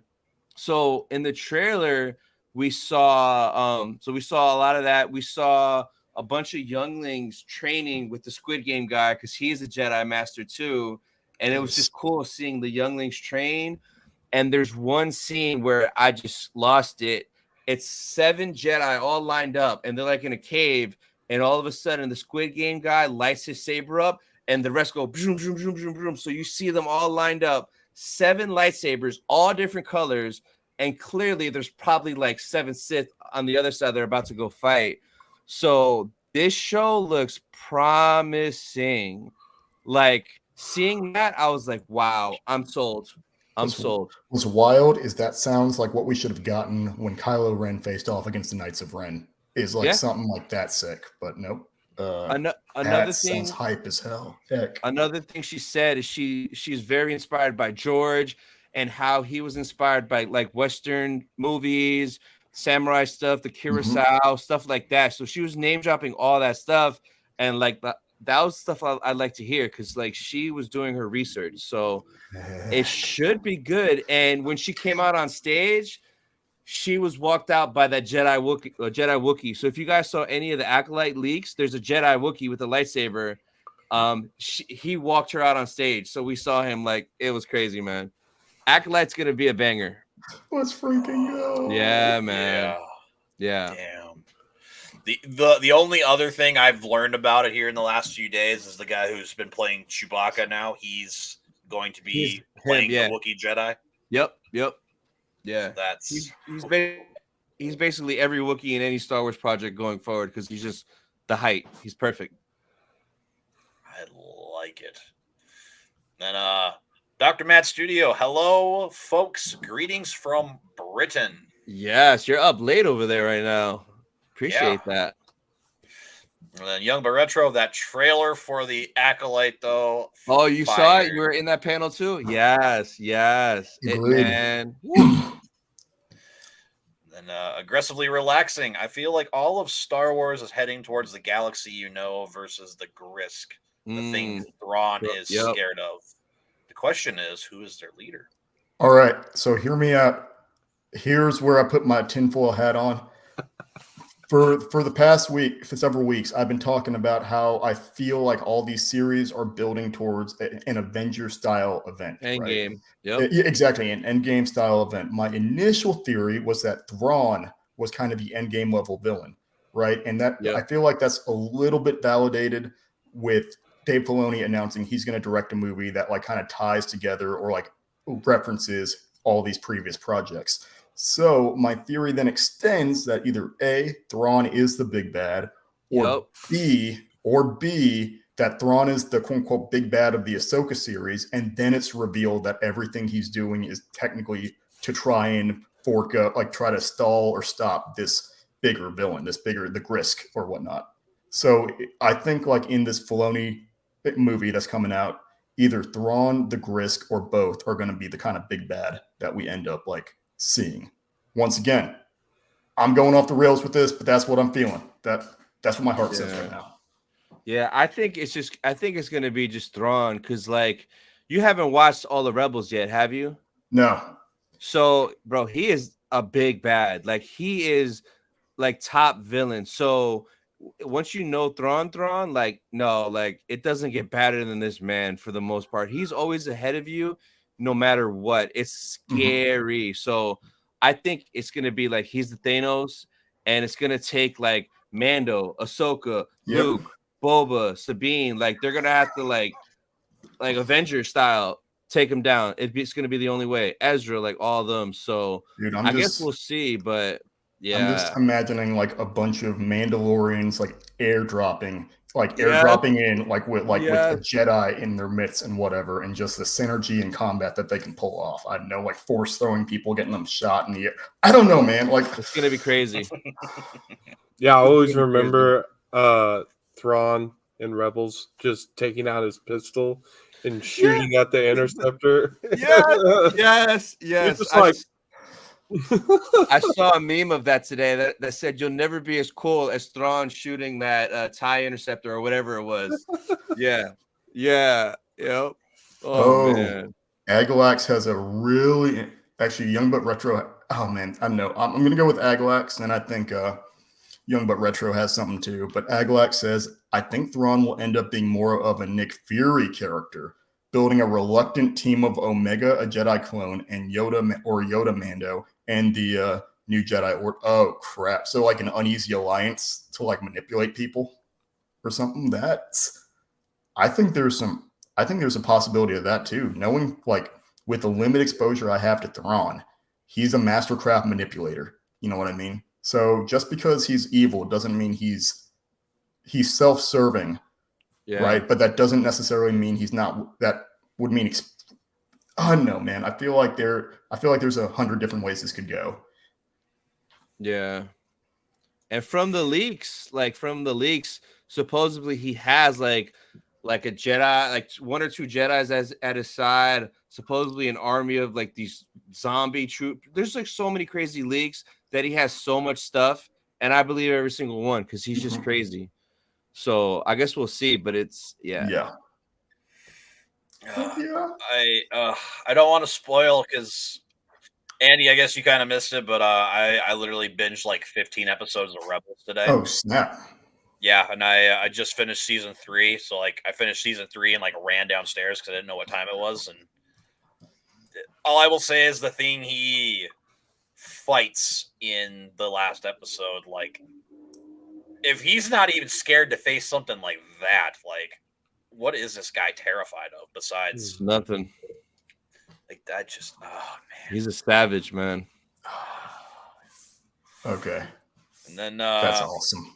Yumbo Retro would now be a good time to mention Skeleton Crew. From the footage, it sounds like Goonies in space. That is actually the next topic I wanted to talk about was Skeleton Crew. Yep. Another show I don't really know much of. All I've seen is a still of Jude Law with all of the security droid eye things coming out and looking at him. That's all I know about the show. So in the Lucasfilm panel, they all came out.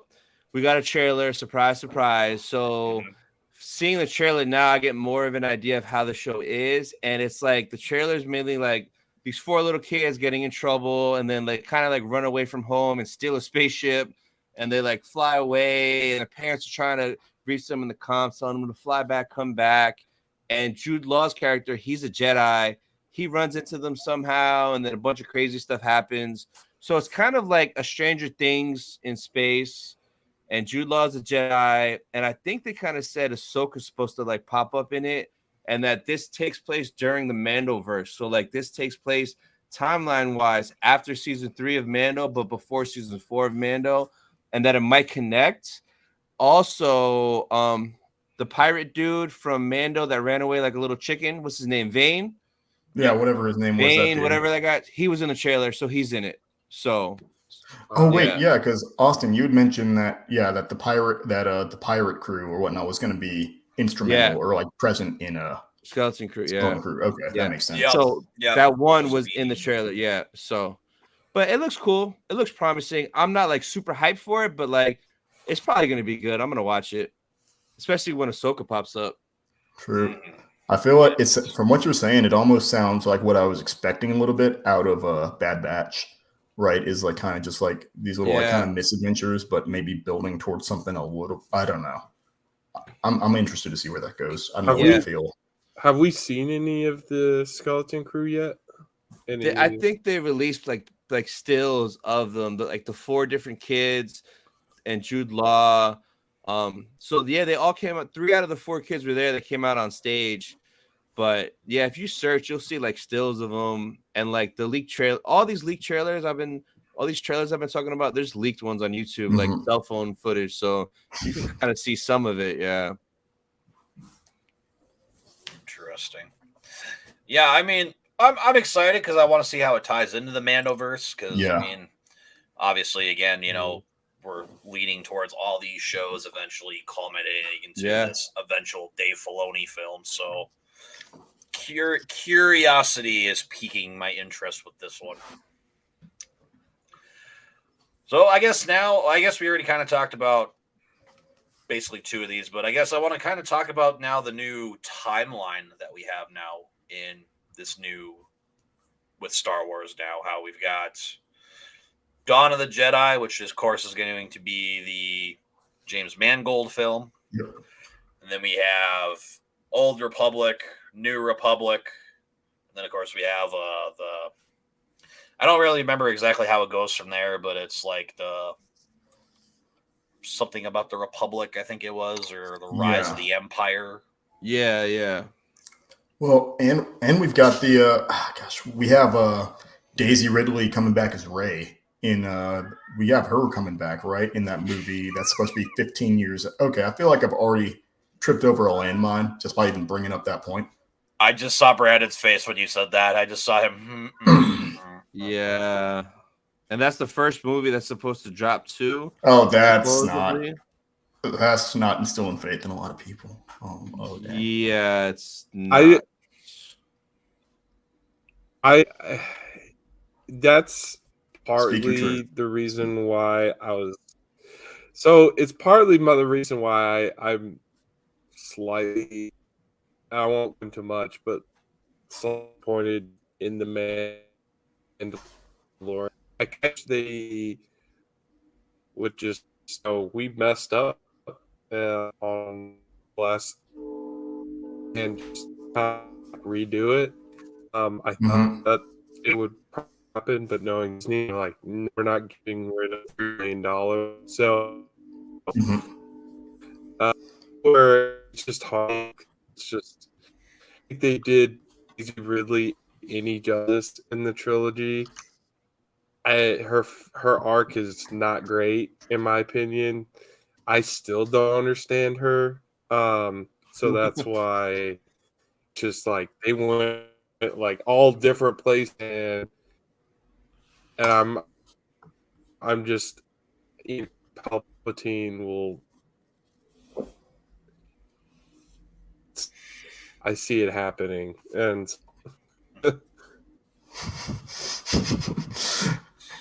Sorry, I'm just looking at Aglax's comment. Yeah, Grandmaster Ray, I show up, kill the bad guy, his boys, and steal their car. Skywalker, my favorite Jedi. Yeah, I don't know why they're doing that as the first movie. I mean, I'm probably still gonna watch it, but like one thing that is gonna irk my soul, because she's building the new Jedi Order, which cool, whatever, that's fine.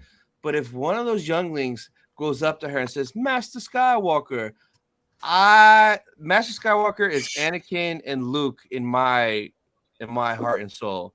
So it's kind of like just call her Master Ray or just Ray. Yep.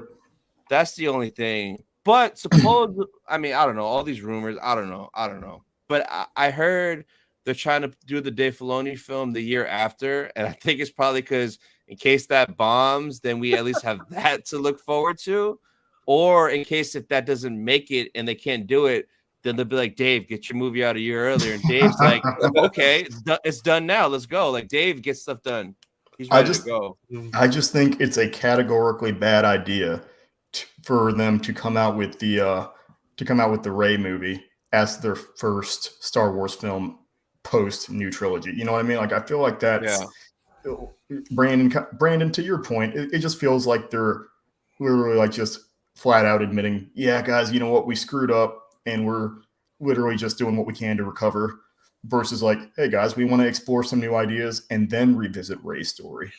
Yeah, and that's kind of what obviously, right, you've seen in the MCU kind of like they just they obviously don't want to get rid of any of those movies, right? They poured a lot of money into them, so they're going to squeeze everything they can. And obviously, the last two were very sus. But like, and that's where it's like, again, I feel like Daisy Ridley, they had a great idea, they just didn't execute very well. So I'm hoping maybe this is something better. So, but Hopefully, yeah.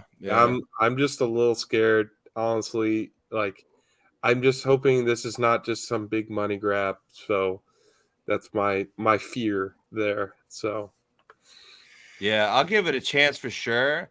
I don't mind Ray that. I mean, Ray's fine. I just don't want to hear the Skywalker thing. Just, yeah, I just hope they learn from their mistakes and just, yeah. Mhm. 'Cause, I mean, it could end up being super dope. Like, I like Daisy Ridley for Yeah. sure. Like, when she came out, I'm like, yo, she's right there. That's crazy. Like, she came out on stage during the Lucasfilm panel, and nobody knew or expected that at all, which was wild. So I'm fine with giving her a chance, but just learn from your mistakes and give it a good, or have her turn dark. That dark Yeah. Ray in that cave, yo, with the dual blade that flipped up, yeah, let her turn to the dark side, please. Well, I think just if they bounce off of The Last Jedi, which is you know what? Yeah, it's my second favorite of the new trilogy. Never mind. Either way, that's neither here nor there. But yeah, I think if they just explored her being a gray Jedi to kind of like bounce off of The Last Jedi, you know what I mean? That would be the best direction to go with her, That'd be just so cool. that they're showing an evolution of Yeah. the Jedi moving forward. I'm all about Gray Jedi, man. Yeah. I'm all about that. So I think that's a good storyline to kind of dive into. I'm hoping there's no remnants. I hope they just forget all about 7, 8, and 9. Like, please don't bring it back. Like, Well, but I would also actually Young But Retro says I may be a bit biased when it comes to Ray. They're saying I cosplayed her for 2 days of celebrations. Oh, However, I nice. think that this time around they'd be more prepared with it being a single film and a single vision, and 100%. I hope. Yeah, Yeah. I hope for sure. I hope so. The problem is that you had four really incredible characters that were introduced between Finn, Rey, Poe, and Kylo, and somehow they crapped the bed with all 4 of them. Had to course Finn's correct my story could have language. been Finn's story could have been so crazy. A stormtrooper turned Jedi. What? Well, What? think about it like this: stormtrooper turned Jedi. You know, you have a drug smuggler. You know, like similar backstory to Han Solo, but drug Han, smuggler turned revolutionary leader. You know, like rebellion leader. Yeah. No name Jedi having to have this like back and forth conflict directly with Kylo Ren. You know, like kind of being in the same age range and generation, not just like father and son, but literally there was so much interesting story So development. much potential. Kylo and Snoke, like Snoke was so like, yo, who is this dude? And then they cut him in half. I'm like, bro, like what? Well, it sucks because what would have been cooler is if it were a clone of Snoke if like a clone of Snoke were the big bad and he was trying to resurrect or clone Palpatine. I feel like that would have been a better payoff in the third movie. Is not just having Palpatine there, but if it's like, oh, the end goal is they're trying to resurrect Palpatine, that would have felt a lot more rewarding because it's not like he just came back. It's like, oh, they're literally cloning again. Or even too, if like Palpatine's soul or his essence was just around there in Exegol, and then like at the end, like Snoke actually does die, and then Palpatine actually takes over Snoke's body, and then there you go. There he is. There's Palpatine, and you just hear that. Yeah. Man. Yes, good. Yeah, I forget where I was going, but I again, it's just something I'm really not looking forward to. I'll give it a try, but I think I forgot my point. Sorry, I'll move on. You guys saw they're gonna give all the movies the crawl. They're gonna have that Star Wars crawl in the beginning. Yep. They confirmed that. So it'll feel like a Star Wars movie. I mean, it might not be episode 10, but it's gonna have the big intro. So I'm looking forward to that. I missed that, man, in the theaters, man. As cool as that is, I want to see some more like practical effects. You know what I mean? Yeah. Like Brandon, like you were bringing up earlier, is like I understand that some of that was like just done as improv, right? Like back then, like they were working with what they had. Yep.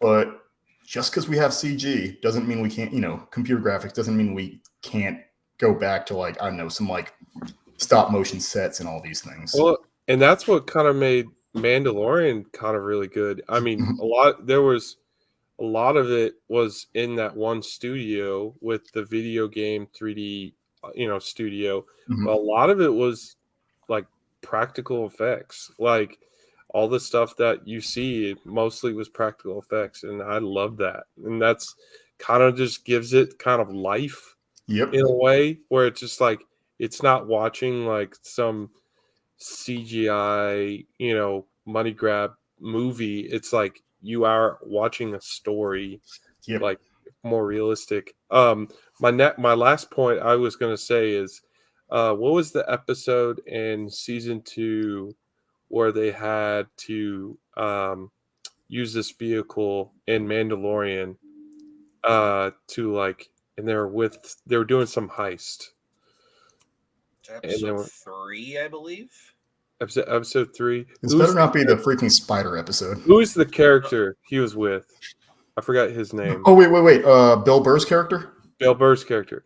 So that's episode 7.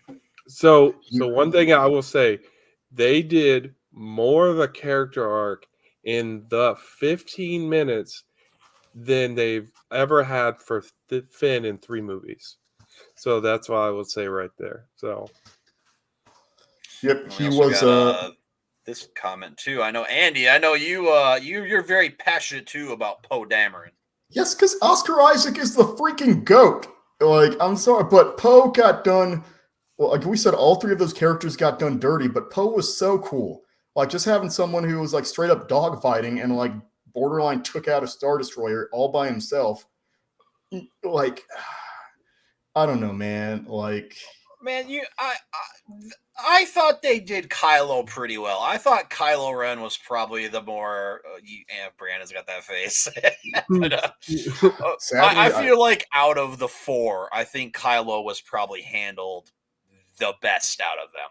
I have to 100% agree with that. There was like a lot more kind of, Brandon, to balance your point of like Mayfield. Mayfield was his character's name. To balance your point about Mayfield getting character development, I would say that Kylo Ren is the only one who got some like solid, tangible character development. Like him having, because he's the only one who had to, like, he killed his own father and then had to make a peace with his father as a Force ghost. You know what I mean? Like, could they have done more? Yes. Well, I feel like, again, the politics in Star Wars messed with his character arc 100%, right? Yeah. They went, all right, we're done with the old.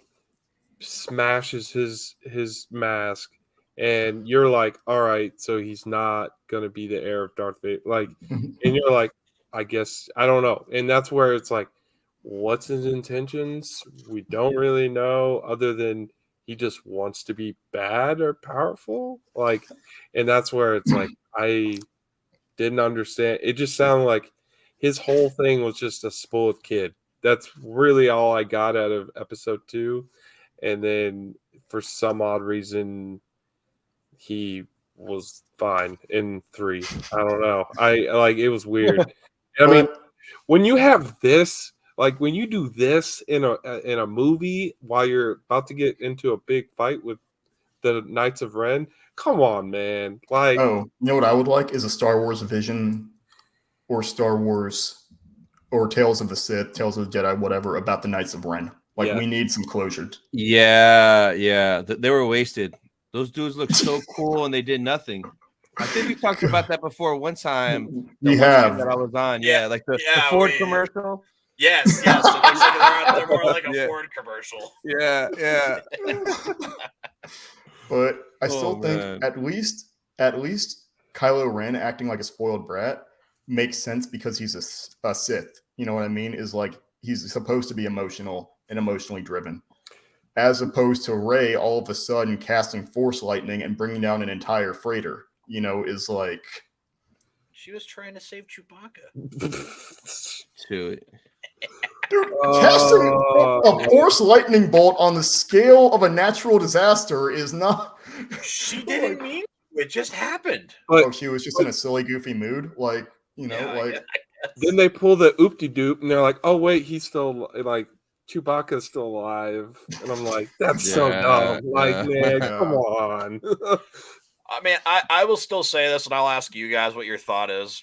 All right. If they did a show that like ties in with the sequels, but it was made from Dave Filoni and it was in that animation, if we did, because of course we got one for the prequel, one for the original trilogies. Would you guys like to see one for the sequels, and how would you go about making it? Yes, because whatever Dave does, he'll make it make sense. Just like Clone Wars enhanced the prequels and gave us more depth and more story, whatever he does, maybe we'll see Kylo training. We'll see him at Luke's academy. We'll get a lot more. And then maybe he can make it make sense why Luke was a little punk and see him suffer and him like his decline from the badass Luke in Return of the Jedi that we all know and love to the Luke that we got. Because in the sequels, that's what I expected. I expected him all black, green saber, kicking everyone's butt. Like we got in Mando's what we wanted in the sequels. So I would watch it as long as it was Dave, because he would make it make sense. Mm-hmm. Yeah, I would agree. I think Dave and Jon Favreau are going to make everything better. The prequels are obviously, standalone, not very great. Like, they have some fire to it as far as like, obviously Anakin versus Obi-Wan will forever be ingrained in my brain and live rent free. But I would say, as long as they're on it and the politics with Kathleen are, kind of quelled down, I'm down. So I want to bounce a question off of that, Tony. Mm-hmm. We've kind of talked about this before, Austin, but if y'all could see one director do a Star Wars related project, who would it be? Because I know that we're talking Dave Filoni and we're talking Jon Favreau, but the James Mangold announcement was really shocking to me, because now I'm curious, like if y'all could see one director, who would it be? Ah, man, that's tough because I don't know. I was gonna say Filoni. Yeah, and that's fair. But we're getting that though, so I don't know. Maybe like the Russo brothers, because like everything they did in Marvel, like Winter Soldier, Endgame, Infinity War, bangers. I'd rather give them a chance than like the Miss Marvel director is the one that's doing like the Rey movie, or she directed an episode of Miss Marvel, not like the show. She just directed one episode of Miss Marvel, and she's doing that movie. The first movie we're getting after a 3-4 year hiatus, whatever, which I don't feel too good about that. But I'll take the Russos. I think there's this problem where, sorry, Agalax said Quentin Tarantino during the High Republic. That'd be crazy. To be fair, he was supposed to direct a Star Trek movie, or if that's even a thing. So like him doing Star Wars would be sick. Yeah. But I was going to say the problem is like having writers and directors who have like no kind of like leaning towards sci-fi works. Pardon me. But like for this Rey movie, I feel like it warrants having someone who's like better established as a director and like a writer, since it's like very critical to like Star Wars canon. versus like giving someone like a side project or like a new kind of like, I don't know what I'm trying to say. Well, Michael Bay. Shut up. Man, I'll be honest. For me, it'd be oh god, I'm gonna probably butcher the name, but Denis Villeneuve, who did the Dune movie. Oh yeah. That would be Star Wars already. That would be a gorgeous Star Wars Yeah. movie. Yeah. Deadgum. That's a good one. Mm-hmm. So I know, Andy. I guess I don't know. I know at one point in time you said Christopher Nolan. Yeah, that's kind of a generic answer though. Like the more I think about it, it's like I would be interested to see that because I'm wondering what it would look like from like a sci-fi and trippy perspective, right? But I think I almost want to say Alex Garland. Wait, was it Alex Garland who did Annihilation? I guess I don't really know. I'm gonna double check real fast. Yep, Alex Garland did Annihilation and Ex Machina. So yeah, I would want to see maybe Alex Garland do something. I think it'd be trippier, maybe a little bit more horror related. But I'd like to see like some kind of sci-fi horror set in the. I'd like to see some sci-fi horror set in the Star Wars universe because I feel like that hasn't really been explored. Oh, we'd have to. If I could see anything horror related, I'd have to see something with the Night Sisters. Oh, yeah. Dathomir. Yes. That would be sick. And Aglax, James Cameron does 10, 11, and 12. We'll see him in 30 years. Yes. Young but Retro. I'm currently working on a fan edit of Return of the Jedi, but my next project will be the sequels. I want to rearrange The Last Jedi to feature their backstories and make the payoff in The Rise of Skywalker make more sense. Thank you, because they didn't. So yours will probably be better. All I'm going to say is Young but Retro, please be careful. Topher Grace tried doing that with the original, with the sequel trilogies, right? And he got that pulled. So protect it protected at all costs is what I'm going to say. Then aggressively relaxing. The Emperor is just bad for love of the game. That's why he's the best. There's a couple cool comic books about the Knights of Ren. They're working with Darth Vader right now. Okay, looks like I need to start picking up Star Wars comics again. I have not read a Star Wars comic since Vader Down, to be honest, which I highly recommend if you want to see like Darth Vader at his peak power, but also at his most like emotionally vulnerable. I'd say that like Vader Down's like a good glimpse into that. Nice. But yeah, James Cameron's kind of a good pick though. I mean, he's got a good track record. Say what you will. I unfortunately would have to agree with Brandon. I don't want to wait 30 years for a new Star Wars movie. Yeah, all your fans are going to be dead. Yeah. Speaking of 10, 11, and 12, man, where is this Rian Johnson trilogy? Oh gosh. Every like 6 months that rumor pops up and dies.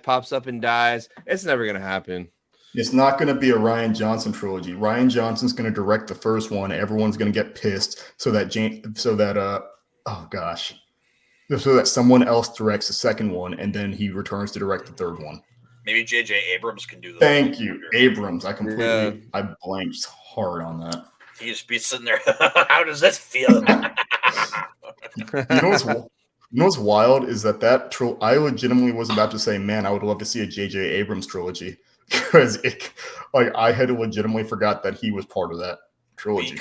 We have had it. If he would have done the middle chapter, man, this sequel trilogy wouldn't be the mess it is. Yeah. I will say that. Yeah. Man. I would have rated it above the prequels if it weren't for everything. I'll say just everything altogether is. Like, because they had such a great setup with The Force Awakens. Like, I love The Force Awakens. Like, I will still say it. Yes.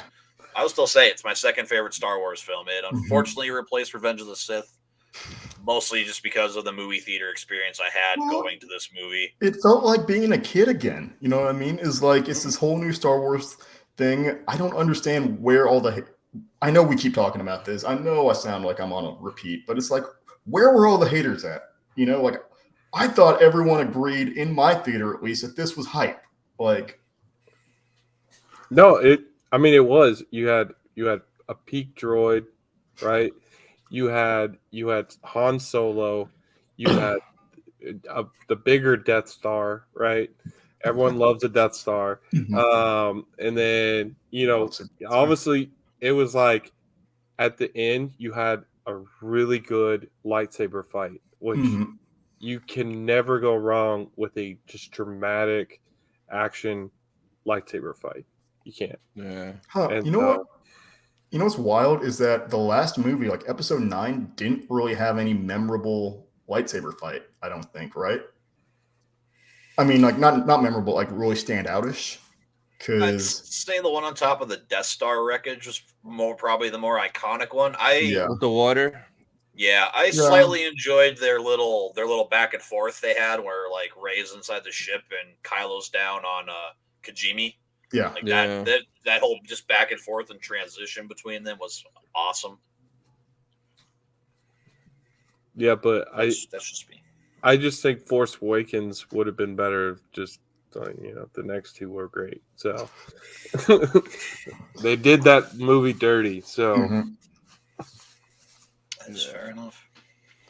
Gosh. So I guess Tony, is there anything I'm missing that we didn't talk about yet? Oh, the last thing is Ahsoka. Oh yes, Ahsoka. Oh my god, I cannot believe I forgot about Ahsoka. Yeah, I was about to say I was actually about to hop off and head out because I'm about to pass out. But I want to talk about Ahsoka first because so Ahsoka, you guys Friday, everyone got the trailer. We were in the panel, got the trailer, amazing. That was the Lucasfilm panel on Friday. Saturday was the actual Ahsoka panel where everybody came out. So Rosario came out, Sabine came out, Hera came out. Chopper came out, and they gave us another trailer, and it was just for us. So this trailer blew the first trailer out of the water, and that's crazy to say because that first trailer was amazing, right? But in the second trailer, it was a lot of the same stuff, just different cuts, different angles. But the two big things that destroyed the crowd was Thrawn. So you know how in the first trailer we see Thrawn walking away from the back? Yeah. Right? The second trailer, we see that from the front and it pauses on his face for like 10 seconds and everyone was like, that's Lars, blue skin, red eyes, Thrawn, Lars. So that destroyed us. And then the other thing that was in the trailer, so you know the one girl, the Sith-like girl, Shin, I think her name is, with the red saber or whatever. So Sabine is in a room and she gets Ezra's lightsaber, and then that Shin girl comes in, and then Sabine lights the lightsaber, Shin lights her lightsaber, they start fighting, and it was just crazy to see Ezra's saber, Sabine in her full armor fighting. So those are the two biggest differences, but that hit so hard. That is so freaking dope. Yeah, this show is gonna be amazing. I think honestly, just even from the trailer, this might top Mando. Oh, it is. It will be. Yeah, Thrawn, Ezra, Sabine, Chopper, the murder droid killing everybody. Yes. Yeah, man. It's and then the world. It looks like we see the world between worlds a little bit in the trailer, like when Ahsoka is fighting that one like big dude, Balin. Yeah. So, yeah, man. And Hayden's confirmed to be in it, so it's like I'm gonna be crying, bro. It's gonna be flashbacks either of Clone Wars or Force Ghost Hayden coming, and like we could get Luke, like maybe we'll see the first time Luke meets Ahsoka because clearly they know each other and they've met. Maybe we'll get a flashback. Luke meets Ahsoka for the first time, and then Luke tells Ahsoka that my father redeemed himself. He came back to the light side because Ahsoka didn't know that. Ahsoka still thinks he just turned and that's it. So that would be that would actually be great for some resolution on that character arc. Actually, I like that. If it happens, I like that thought. Yeah. So, yeah, that show is gonna be, and it's August, which is right there, right around the corner. It's close. So, yep. What'd you guys think about the trailer when you saw it? Austin, you want to go first? Sure. As soon as I saw there was a trailer dropped, I ran downstairs. So I'm like, you know what? I don't do trailer reactions very often, and I did a trailer reaction to the Ahsoka show, and my lord, as soon as I saw that white coat, I saw the blue and the black hair. I was like, no freaking way, no. Well, Austin, you straight up like texted me in the morning, like when it dropped, and I had to wait to get home to like watch it. But that's the first trailer reaction I've recorded in a long time. Like, it was phenomenal. I don't know that I've been that hyped. You know, like I was more hyped for this than the Mandalorian season 3 trailer. And hate to say that because I love the Mandalorian, but still. Sorry. No, I watched a little panel of Lars and Ray Stevenson, who's playing Balin, who, fun fact, also voiced Gar Saxon. And so I just think those two right there, like big time villains. Like those two are big time villains. And, you know, obviously the voice of Lars is just like that, like deep, you know, like villainous accent. And I don't know. I'm ready for it. I think it's Balin, right? I think his character looks ominous and scary. I'm ready for it. And then obviously the World Between Worlds, I think is going to be played a big factor because it was a big factor in Rebels. And so, but I'm ready for it. I'm ready for all of it. And because I want to see, if anything, I'm ready to see if they explain how she got her white lightsabers. Because she obviously, when she left the Jedi Order, she didn't have any lightsabers. So I'm curious of if they're going to explain that, and then anything else really. So. Nice. Looks so good. I'm just so excited. Yeah. Oh yeah. But I think we have pretty much covered everything about Star Wars Celebration. Obviously, for most of it, we're pretty excited. Some things we're a little lukewarm on. So I don't know. I think the future of Star Wars, I think looks pretty bright. I'm very excited for what is coming. So I guess before we go, we'll start off with Tony. You got anything coming up here? So I got a few more London Celebration videos. I'm gonna drop maybe like 1 or 2 more left, and then I'm actually gonna do a small one to start to talk about Japan Celebration. So there's a little bit of info out, not much. So I'm gonna put what's out there and just a little bit of the planning that I'm doing for it. Other than that, next Wednesday, Mando reaction for the finale, because the last 2 episodes I couldn't react to since I was kind of out of town and we saw it early.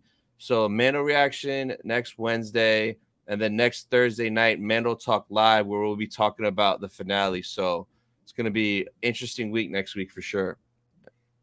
Awesome. And then Brandon, since you are new to the YouTube, what do you got coming out for your channel? So in about a couple weeks, I'll be going to the Collecticon in Dallas-Fort Worth. So in a couple weeks, I'll get some vlog there. Hopefully meet some voice actors from some big time animes, as well as just to see some. I'm all about like really cool like fan art and just some collectibles. So big on Funkos, as you can see in the back. And yeah, so look for that. And then daily release Star Wars shorts and anime shorts. So Nice. All right. I just subbed to you too, so let's go. thank you, dude. Thank you. Appreciate it. Yes.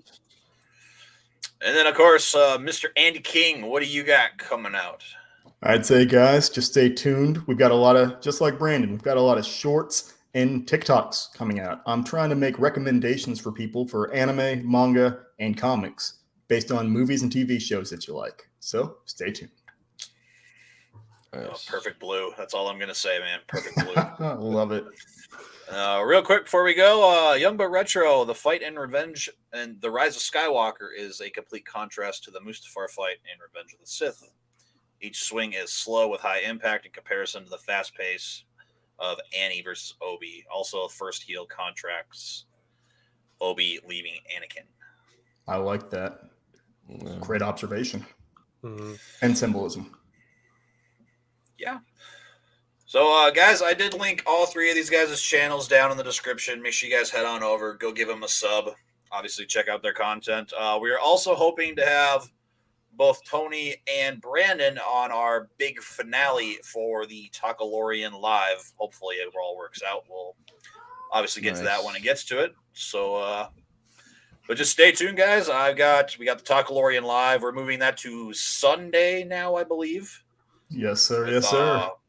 With our guest, Real Ninja Reviews. There you go. And then I got a bunch of Evil Dead stuff coming out all next week. So if you guys like Evil Dead, I'm doing a bunch of watch-alongs. Come hang out. Come talk Evil Dead with me. And other than that, you guys, just make sure you hit that like button. Subscribe if you haven't already. And we'll see you in the next one.